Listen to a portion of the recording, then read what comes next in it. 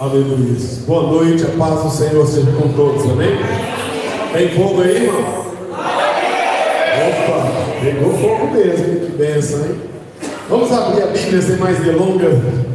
No Salmo 23, versículo 5, hoje nós estamos encerrando sobre esse tema desse salmo maravilhoso, essa palavra maravilhosa. E quinta-feira passada eu dei uma introdução sobre o que eu quero falar hoje. E eu creio que Deus tem uma palavra no seu coração. Hoje não foi um dia fácil para mim, né? Cheguei numa consulta ali com a Adriana. As coisas vêm acontecendo. Uma coisa eu sei: o diabo ele não se incomoda com quem não incomoda ele. E nós estamos incomodando o inferno. E eu quero declarar isso com toda a minha força, com toda a minha fé, que é pouca.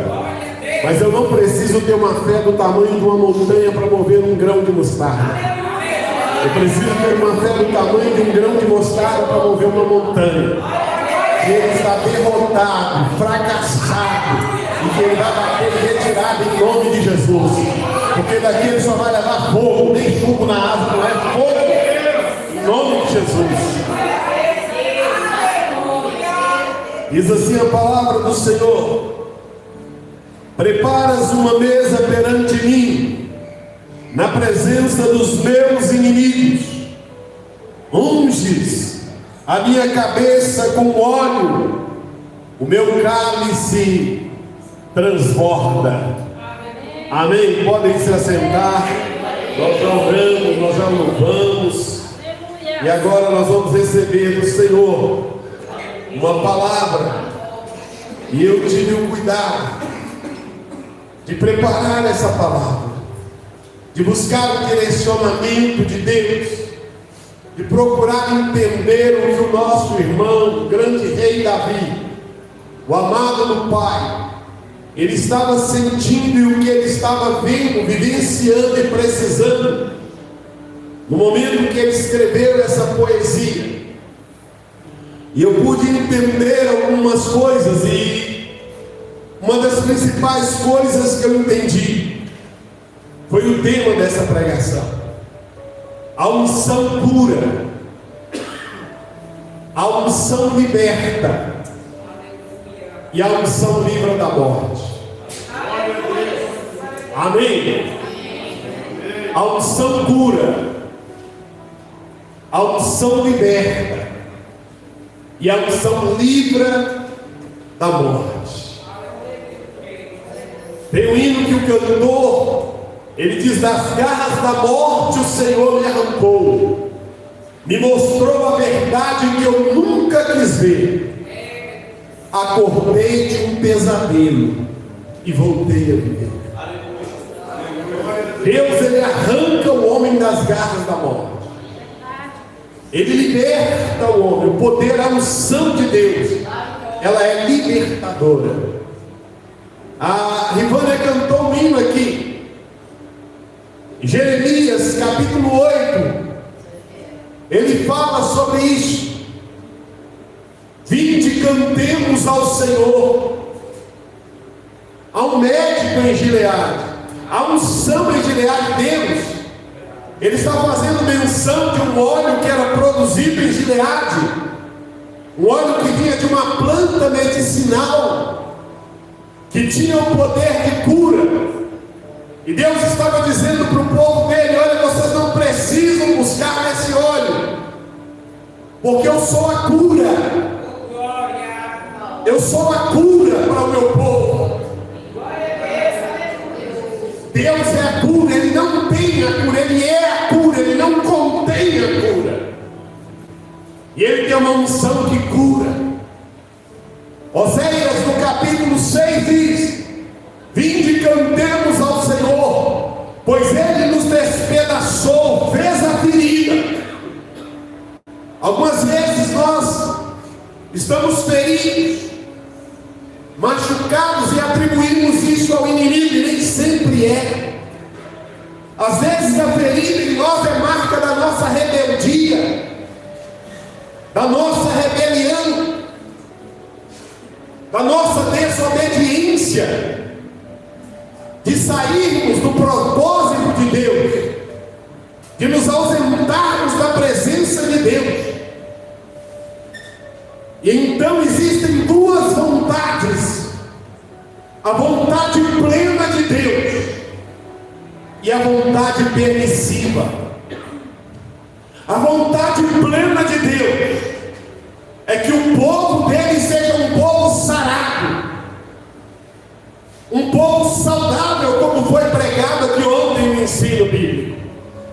Uma igreja saudável, uma igreja curada, uma igreja restaurada, uma igreja pronta para fazer a vontade de Deus. Mas também tem a vontade permissiva de Deus. Eu não vou ao culto hoje, e qualquer coisa ele vem com uma mentira. Eu falo que eu estou doente, mas eu estou lá na frente da televisão. Aí você está abrindo brecha para a doença entrar na sua vida e na sua casa. Ah, eu isso ou aquilo, e nós arrumamos um monte de pretextos. E o meu pastor, o meu primeiro pastor, ainda lá em Belo Horizonte, ele dizia: todas as vezes que eu me justifico, eu condeno Deus. Toda vez que eu arrumo uma desculpa esfarrapada, eu estou dizendo que Deus é mentiroso. Eu estou transferindo a minha responsabilidade para Deus. João 8,44 diz que o diabo é o pai da mentira. Ele vive mentindo desde o princípio e jamais se firmou na verdade. Jesus dizia isso porque os judeus, os fariseus, os escribas, os hipócritas, estavam debatendo com ele, dizendo: nós somos filhos de Abraão. Deus falou: vocês não são filhos de Abraão coisa nenhuma, porque se vocês fossem filhos de Abraão, vocês iam me ouvir, iriam me aceitar, mas vocês estão me rejeitando. Vocês têm por pai o diabo, porque ele é mentiroso desde o princípio. Ele nasceu mentindo e vai morrer mentindo.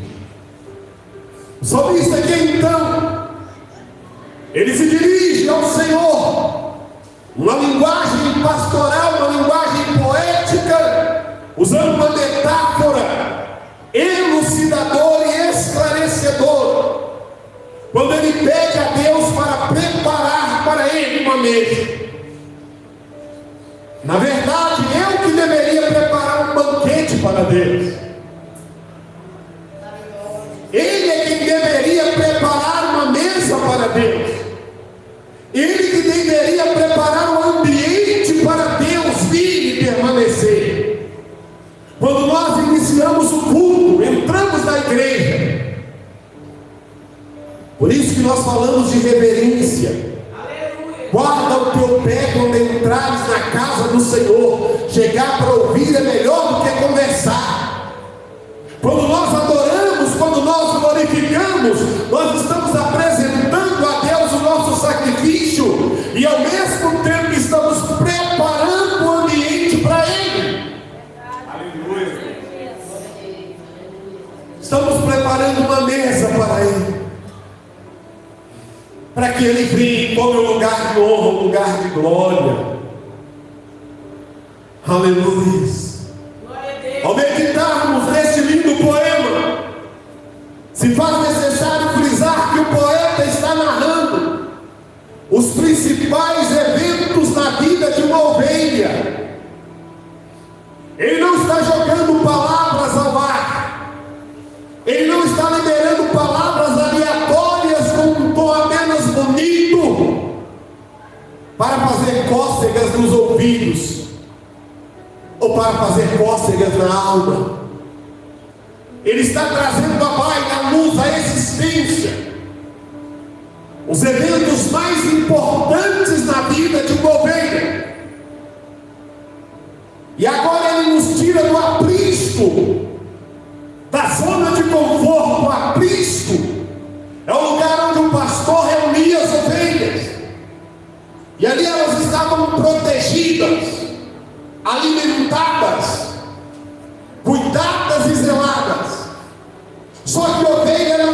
somente dentro do aprisco. Ninguém cria um animal assim apenas dentro de um curralzinho, de um cercado onde está protegido. É necessário sair para o pasto, sair para o campo. E quando você sai para o campo, você sai para a exposição. Você está exposto ou se expondo. E quando você está exposto, você precisa de quê? De cuidado, de um observador. E Deus é um observador zeloso.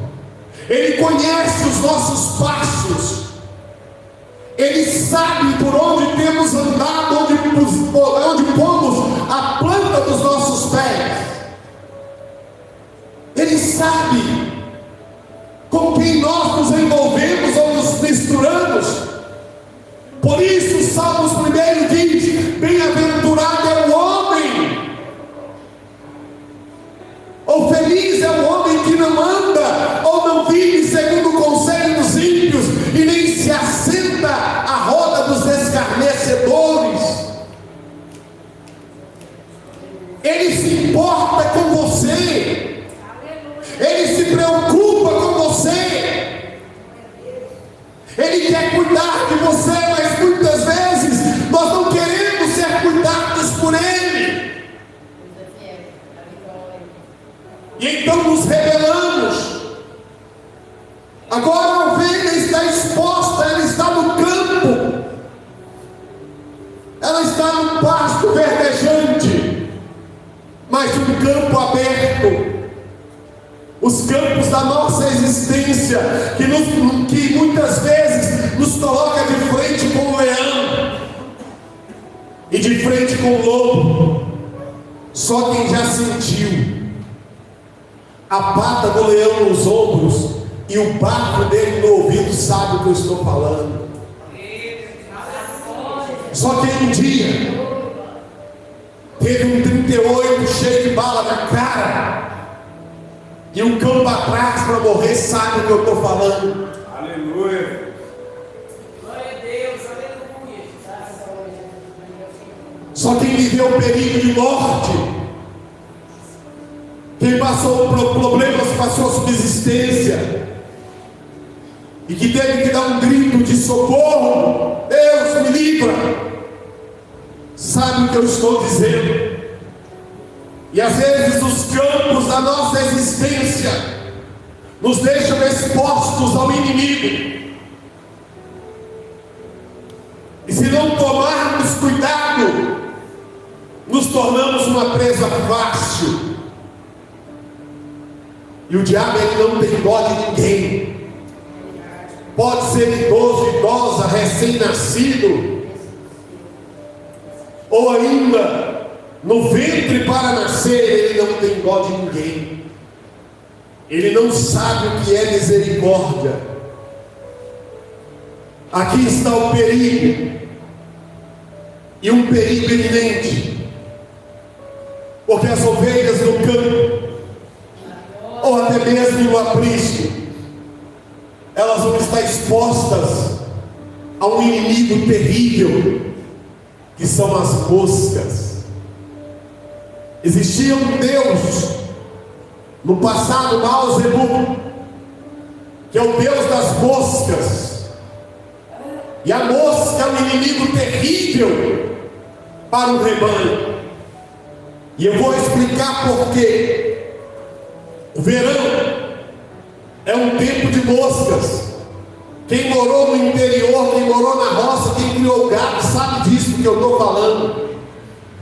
E elas vêm de monte, e a presença das moscas significa perigo de morte para as ovelhas. E como que você vai conter, ou deter, ou impedir uma mosca de pousar numa ovelha? Na linguagem do oveleiro, o verão é um tempo de moscas, é um tempo que elas surgem em grandes proporções, E o enxame desses insetos invade o rebanho. E entrando, chegando, abafando. E quem cuida, ou já cuidou de gado, sabe o que isso significa. E o perigo que isso representa. Esses insetos representam um sério problema no verão. Esses parasitas importunam e perturbam a criação. São eles moscas varejeiras, moscas do berne ou mosca do gado. São problemas sérios. Porque a ovelha, ela tem um formato diferente no rosto.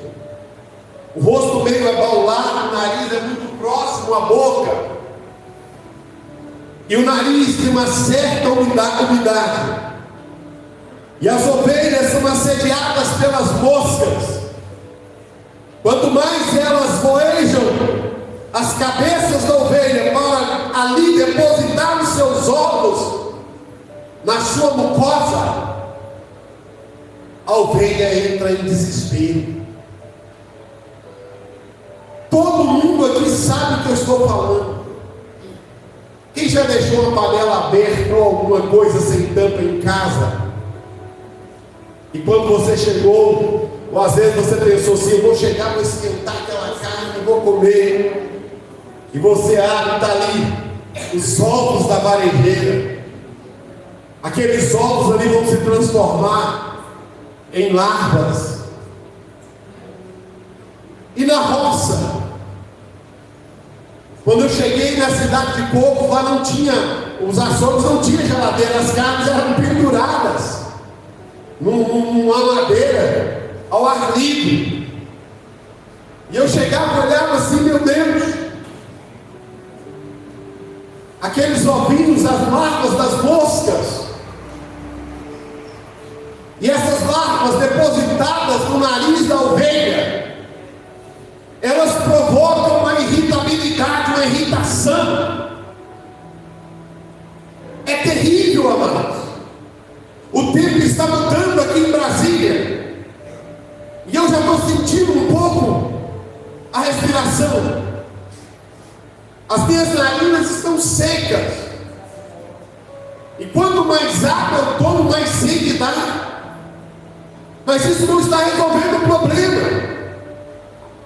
Além da irritabilidade, quando a mosca deposita os seus ovos nas narinas da ovelha, elas provocam uma inflamação, uma infecção. Hoje é diferente. Hoje nós temos alguns produtos, né, Jair? Existem alguns produtos para ser aplicado na vida dos animais. Mas olha que as causas e os efeitos desse ovo da serpente. Ei, o diabo pode estar pondo ovos sobre a sua cabeça. Cuidado com a sua cabeça. Cuidado com a sua mente. Cuidado com os seus pensamentos. Eu me lembro que quando eu servi o exército, o capitão dizia nas instruções: mente vazia é oficina do diabo. Uma mente que não se ocupa com a palavra de Deus, com uma boa leitura, com louvor, é uma mente vulnerável. E ela está aberta para receber induções. O diabo, ele não pega na sua mão e te leva a cometer um pecado, mas ele te induz. Ele te mostra. Ele te dá até estratégias para pecar. Só que ele tem uma habilidade terrível, que depois que você está no sanhaço, no embaraço, ele pula fora e te deixa na mão. Alguém diz que a Bíblia, ela relata que o diabo veio para matar, roubar e destruir. Só que no Evangelho de Acrescentados, capítulos meus, versículos seus, ele não quer só matar, roubar e destruir. Ele quer matar de vergonha, ele quer envergonhar também. Ele quer envergonhar. E uma pessoa envergonhada, ela não quer sair de casa. Uma pessoa envergonhada, ela não quer se relacionar. E o que é que ela faz? Ela entra para um quarto, tranca a porta e fica prostrada em cima de uma cama, e aí planta a depressão e a ansiedade na pessoa. E ela não quer outra coisa senão um computador, um celular, uma televisão e uma geladeira. Porque é assim que ele trabalha. Matar, roubar, destruir e envergonhar, expor. Lembra do menino todo feliz? Pregando, tem postura aquele menino, é inteligente aquele menino, tinha tudo para ser um dos maiores pregadores do Brasil, quiçá do mundo, mas deixou a mente voar por um momento, e ele foi lá e plantou The Power of the Best. E todo mundo pegou e esqueceu que era uma criança, que era um adolescente, batendo. Porque o povo de Deus é assim também, é bom de pedra. Aleluia. Mataram uma criança, um adolescente. Graças a Deus, Deus está levantando alguns homens maduros para auxiliar aquele menino, que é um menino. Paulo diz: quando eu era menino, eu falava como menino, eu pensava como menino, eu agia como menino, mas depois que eu me tornei um adulto, eu deixei as coisas de menino, e agora eu vou agir como homem. Só que nós pensamos que adolescente é homem, que criança é homem. Não é. Ele não vai pensar como homem. Por isso que eu não sou muito a favor de pegar o menininho da mãe da mulher com o terno dele e um sapato e trazer para a igreja, e terno e sapato como um pastor. Ele cresce, depois não quer nunca mais vestir o terno. Criança tem que ser criança, tem que ser ensinada, tem que ser instruída. A Bíblia diz: ensina o menino o caminho que ele deve andar, e quando ele crescer, ele não vai se desviar dele. O que acontece quando a mosca deposita os ovos no nariz da ovelha? Ela começa a sentir algumas mudanças no seu metabolismo, as suas sensações começam a mudar. É assim que acontece na vida do cristão, do crente. Quando o diabo deposita um ovo na mente dele, ele começa a mudar o comportamento, ele começa a mudar as atitudes, ele começa a mudar, e às vezes ele não percebe que está passando por uma mudança em detrimento ou em decorrência de uma infecção provocada por Satanás. E ele acha que está agindo por ele mesmo, quando na verdade está sendo uma marionete nas mãos do diabo. Uma vez Deus me deu uma visão com uma pessoa, e eu vi aquele monte de corda segurado o braço, a mão e as pernas, e ela ficava igual um mamulengo, um boneco. E Deus foi me mostrando, foi agigantando a visão que eu vi, que aquela pessoa era comandada pelo diabo. Ela fazia, as ações que ela fazia eram coordenadas, eram dirigidas por Satanás. E eu fui para o culto, e essa pessoa estava lá na igreja, e quando eu fui orar por ele caiu, o diabo manifestou, ele rodava mais uma velocidade maior que essa hélice do ventilador. Eu nunca vi aquilo, o sapato voou, bateu no teto da igreja, e ele rodando, eu expulsei o demônio. E ele vivia com a cabeça explodindo de novo, todo dia. Depois desse dia ele parou.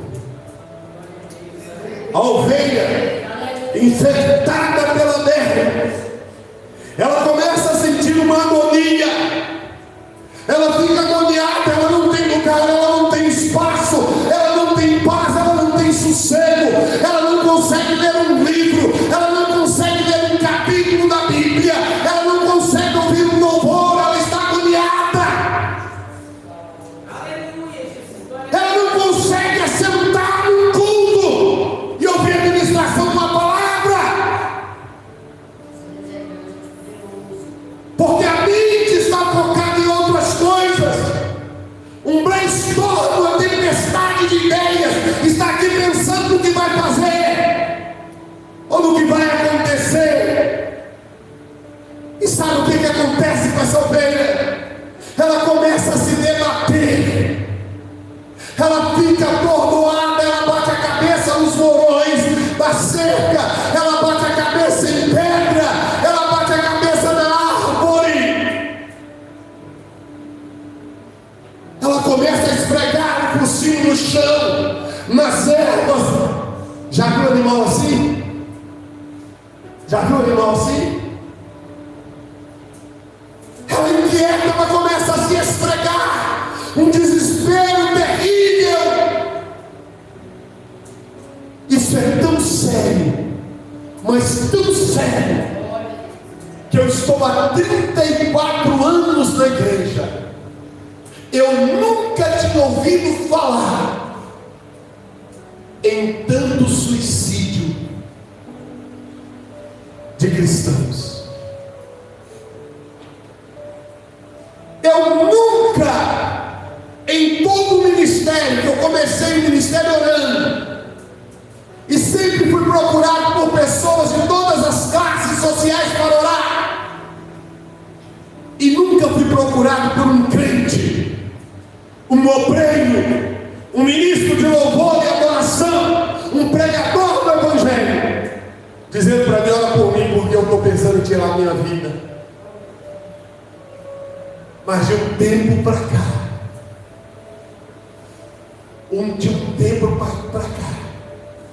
o que aconteceu de suicídio de jovens, pastores suicidaram, pastores suicidaram. Sabe por quê? Essa varejeira, ela entra no nariz da ovelha e ela fica desesperada, ela fica incomodada e ela não consegue se livrar dela, e às vezes ela sai correndo de um canto para o outro desesperada, ela não para em lugar nenhum. Aleluia. Tem ovelha que não tem aprisco que preste para ela, ela não para em nada, é o crente sangue, corre o corpo todinho, mas não sabe o que fazer, não sabe o que quer, nem sabe para onde vai. E nesse desespero, correndo, agoniada com aqueles bichos crescendo e entrando pelo seu nariz, atingindo o seu cérebro, ela fica louca, maluca, perturbada. E sabe o que ela faz para se livrar disso? Se atira no despenhadeiro, mergulha de cabeça de vez num poço. Quantas pessoas não estão assim? Quantas pessoas não estão vivendo assim? Não tem lugar para ele, não se achou lugar para ele, se esquece que Cristo é o príncipe da paz. Mas sabe o que o pastor faz?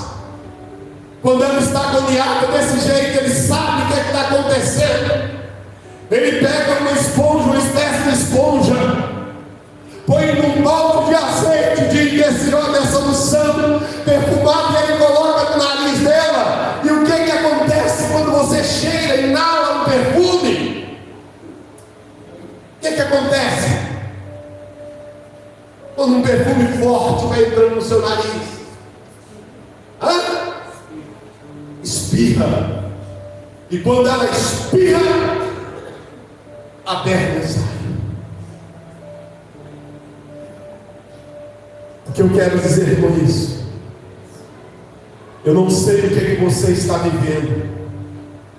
Eu não sei o que você está passando e nem o que está passando pela sua mente. Mas a Bíblia diz que Deus sonda mentes e corações. Deus sabe o que você está pensando. E Ele vai colocar essa unção para limpar a sua mente. Essa perturbação, essa inquietação, ela vai sair em nome de Jesus. Em nome de Jesus. Aleluia. Essa esfregação de cabeça, essa bateção de cabeça. Uma hora está louvando, ouvindo louvor, outra hora está ouvindo. Não posso nem falar porque eu pego. Mas essas desgraças que está no mundo aí destruindo a mente das pessoas. Porque seria uma desgraça, acabando com as mentes dos jovens, perturbando e deixando perturbado.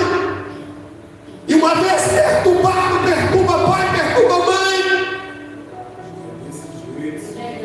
E Deus quer quebrar essa cadeia maldita em nome de Jesus.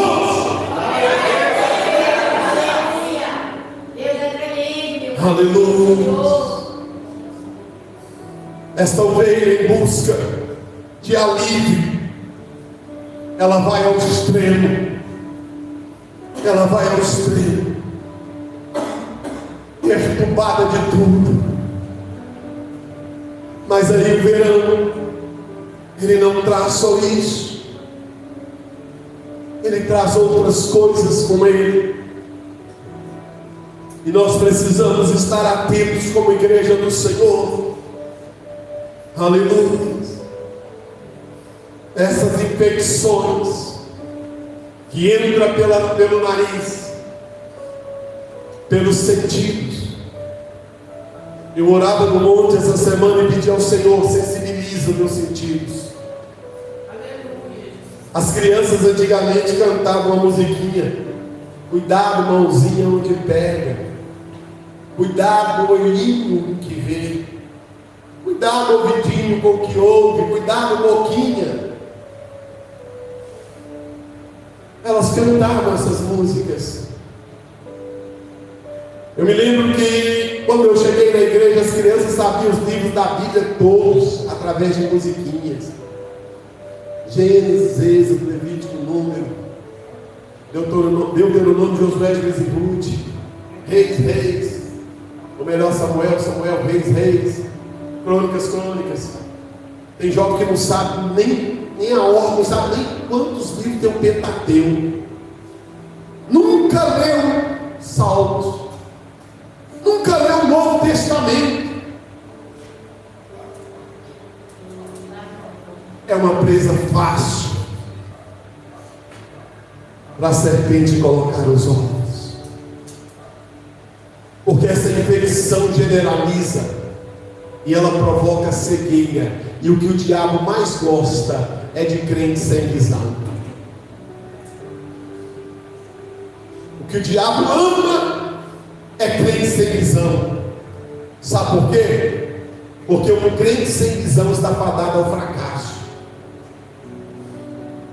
Um crente sem visão está fadado ao fracasso. Salmo 119, versículo 18, o salmista diz: desvenda os meus olhos, Senhor, para que eu veja as maravilhas da tua lei, para que eu enxergue as maravilhas da tua lei. Aleluia. Quando percebe a presença dessas moscas, as ovelhas tornam-se inquietas, medrosas. Eu quero ver até onde vai a coragem do cristão quando o demônio manifestar, se tiver só ele e a pessoa. e não tiver mais ninguém. Uma vez, eu fui na casa de um amigo, estava conversando com ele, de repente um burro dentro do quarto. Era o irmão dele, mais novo. Tinha mais ou menos o corpo do Wagner, Rogério. E ele me chamou, vamos lá para ver o que é. Quando eu cheguei na porta do quarto, o cara deu um burro parecendo um touro. Burro mesmo, um berro. E já foi, me engatou pelo pescoço e pela barriga e me levantou. E ficou comigo assim no ar. Imagina. Eu pesava 90 quilos. E tinha muito músculo, mas eu nunca vi tanta força. E ele comigo em cima e falando uma língua esquisita, parecendo aquele filme Retorno de Jedi. E eu tentando caçar a cabeça dele para pôr a mão e não achava a cabeça do indivíduo. E quando eu coloquei a mão na cabeça dele, eu disse: em nome de Jesus! Aí caiu eu e ele em cima de uma cama de casal e a cama desceu, plá, quebrou o estrado com tudo. E ali a luta começou. 10 horas da noite, eu expulsava e ele voltava, eu expulsava e ele voltava. Aí a mãe dele veio com dó, o diabo pegou a mãe também. Eu falei: misericórdia, agora eu estou numa roda de capeta e só eu aqui, meu Deus, me ajuda.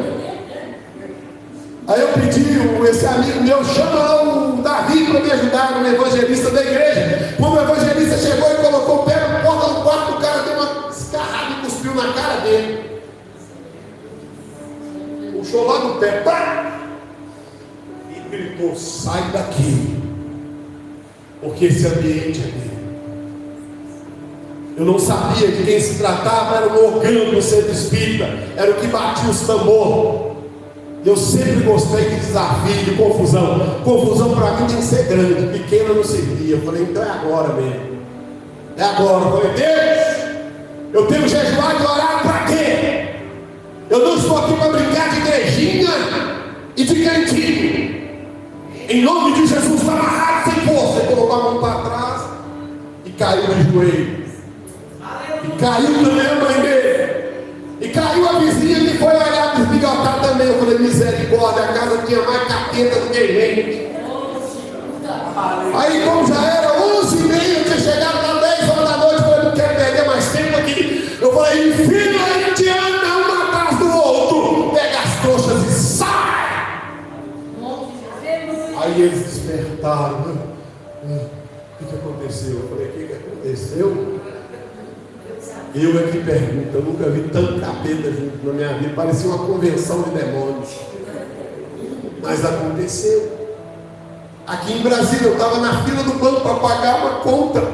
A mulher na minha frente, o demônio manifestou nela, dentro do banco.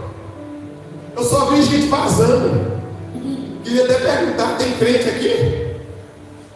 Vazaram tudo, eu fui expulsar o capeta. Porque Deus vai dar essas experiências para você também. Aleluia. Você precisa saber quem é Deus. Provai e vede que o Senhor é bom. E é para usar autoridade no nome de Jesus. Não é para ter medo a ovelha quando ela sente a presença dessas moscas, elas criam medo. É aí que Deus, o Espírito Santo, falou comigo sobre uma coisa que tem também tomado posse de alguns cristãos, que é a síndrome do pânico. Agora tem crente com a síndrome do pânico, tem medo até da sombra. Ah, pastor, é porque eu tenho a síndrome do pânico. Eu tenho medo de tudo, eu tenho medo da sombra, eu tenho medo de beber água. Tem crente que de noite, se não acender a luz da casa, não é, só dorme com a luz do quarto acesa. Medo, sabe por quê? Porque não tem vida com Deus. Quanto mais escuro para mim é melhor. Eu gosto de orar de madrugada no escurão mesmo. E quando eu sinto que Ele está perto, eu falo: eu sei que você está aí, e tu sabe que eu sei, e eu sei que você sabe, mas maior é o que está comigo do que o que está no mundo. Não tema o diabo. Tema a Deus. E entre na presença de Deus. Às vezes, para se livrar desse flagelo das moscas, a ovelha entra em exaustão. Exaustão. Tem pessoa que dorme e levanta mais cansado do que quando deitou. Um cansaço terrível. Dormiu a noite inteira, mas está cansado, parecendo que trabalhou a noite todinha. Por isso que o salmista ora. O Salmo 91. Ele pede a Deus para livrar da praga noturna, da peste que se propaga na escuridão, da seta que voa de dia e da mortandade que assola ao meio-dia. Porque às vezes é uma batalha espiritual que o seu espírito está travando e você não sabe. E você levanta parecendo que tomou peia de 10. E uma outra coisa que acontece no verão, um outro problema além das moscas, é uma doença chamada sarna. Quem já ouviu falar disso? Sarna. Sarna acontece com os animais. E às vezes o pastor tinha que pegar a ovelha e mergulhar a cabeça dela inteira no óleo e tirar. A ovelha ela fica muito junta, e por estar junta às vezes roça a cabeça na cabeça da outra e a sarna vai passando. Cuidado com a cabeça que está colando na sua. Eu vou repetir. Cuidado com a cabeça que está colando na sua. Tem cabeça que só vai te levar para o buraco. Tem cabeça que se ajuda com você para te destruir. A plantar na sua mente pensamentos contrários ao que Deus tem para você. Vamos ali, tem nada não. Tem nada a ver.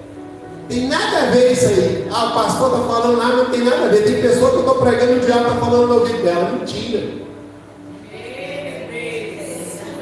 Isso não é de Deus. São colóquios clássicos para acalentar bovinos, traduzindo conversas para boi dormir, mas não são. Tem cabeça que cola na sua para tirar você do propósito de Deus, para tirar você da visão que Deus colocou em sua vida. Deus quer levar você além, ao nível mais profundo de intimidade com Ele. Quando a sarna atinge todo o rebanho, o pastor tem que comprar um tanque, uma espécie de piscina. Isso acontece com o gado, né? Eles põem um remédio na água, o gado mergulha, que são muitos, né? E sai do outro lado, já sai medicado. A ovelha tem que passar por esse processo. Às vezes a unção só na cabeça não dá. Uma vez eu estava orando de madrugada com um vidrão, com um litro de mirra orando e consagrando o Senhor. De repente me deu na cabeça, eu peguei aquele litro de mirra e virei na minha cabeça todinho. Peguei, tá, derramei todo sobre a minha cabeça. Eu não sei explicar. Eu sei que eu fui tomado pelo Espírito Santo, comecei a falar em mim, e falei, quer saber? Amanhã eu compro outro. Amanhã eu compro outro e oro de novo, 7 dias no monte consagrando aquele óleo. Mas unge a minha cabeça com óleo. Aleluia. O meu cálice transborda. O judeu, eu já falei, já usei esse exemplo aqui, quando o judeu não queria a visita da pessoa, ele punha só um pouquinho no copo, que aí ela bebia e ia embora rápido. A presença dela não era boa. Era aquele papo ruim, né? Papo danado de ruim. Aí quando a pessoa era uma visita agradável, ele queria que ela permanecesse mais tempo na casa dele, ele enchia o copo.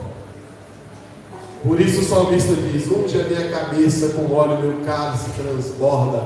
Bondade e misericórdia me cercarão todos os dias da minha vida, e habitarei para sempre na casa do Senhor. Ou seja, eu não vou me embora da tua casa, eu não vou me embora da tua presença, porque bom é estar na tua casa, Senhor. Bom é louvar teu santo nome.